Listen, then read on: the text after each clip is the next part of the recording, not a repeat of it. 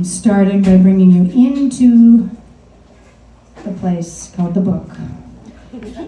Even the Good Girls Will Cry, a 90s rock memoir, for my daughter River and all the girls. The turn of the millennium rarely happens in a lifetime. This is a story about the decade that defined me and my generation, 1991 to 2001. I would never wish for another time to become, oh my God, I have a typo? No. To come into my own womanhood, to become a woman. So, I'm fast forwarding. Chapter 35, First Loves Saved the Day, summer 1999. Give me an R. R. O. O. C. C. K. K. What you got? Rock. What we gonna do? Rock. You. Rock you. Okay. Over the summer of 1999, Hole toured across Canada as part of our outdoor summer festival called the Edge Fest, Canada's wannabe Lollapalooza.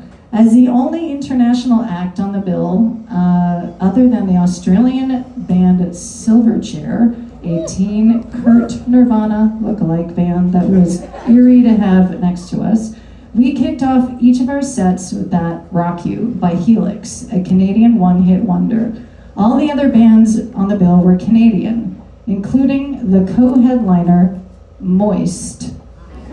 Yes, Moist Hole was the top of this bill, a joke that was not lost on anyone who got near that tour. Courtney, Eric, Samantha, and I were in top entertainment shape, having just spent weeks on giant festival tours around the world. For a couple of them, we co-headlined with Marilyn Manson.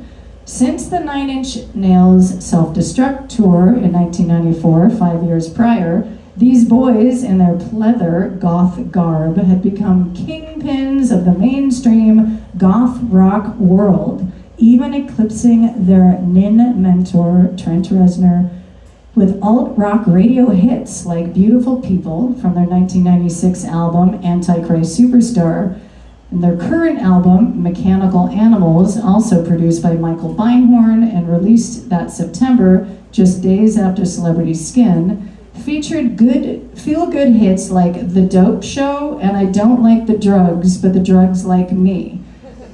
The volatile pairing of our two bands made industry sense due to our album's commercial successes and our promotional cycle syncing up, and as usual, potential headlines. Artistically, though, it was an unlikely marriage that brought out the worst from our outspoken, controversial front people. Manson, frontman Brian Warner, and Courtney played up their Beauty and the Beast persona and made for loads of drama. Plus, the level of drugs that surrounded the Manson band, in contrast to our newly sober, clean band, was concerning. Similar to when Courtney, the widow, who was booked on the Self-Destruct tour in 1994, we were yet again trapped with these ogres again. It wasn't good for anyone's mental health or physical health, to say the least. We had just been down under the Big Day Out Festival with an eclectic lineup that focused, you can hear me, right? Yes. Very good. An eclectic lineup that featured us alongside Marilyn Manson, Korn, Fatboy Slim, and Sean Lennon. Following that tour, we co-headlined with Marilyn Manson the Beautiful Monsters Tour, a U.S. arena tour. This one was supposed to extend for 2 months, but it was doomed from the start. It lasts just over 2 weeks, cut short by a variety of messy things, including financial disputes and a public feud between Brian and Courtney, which resulted in Hole pulling out of the tour early. Our last show, the Beautiful Monster Tour, took place at the Great Western Forum in Los Angeles, where Brian coincidentally twisted his ankle on his big platform boots on stage, and the tour ended there and then. Following that, we had a killer run, and actually genuinely one of the best runs we ever had as a band.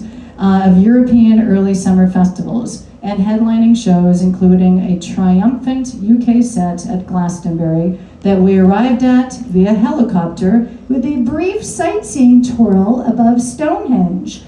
Michael Stipe was with us because REM was headlining that night.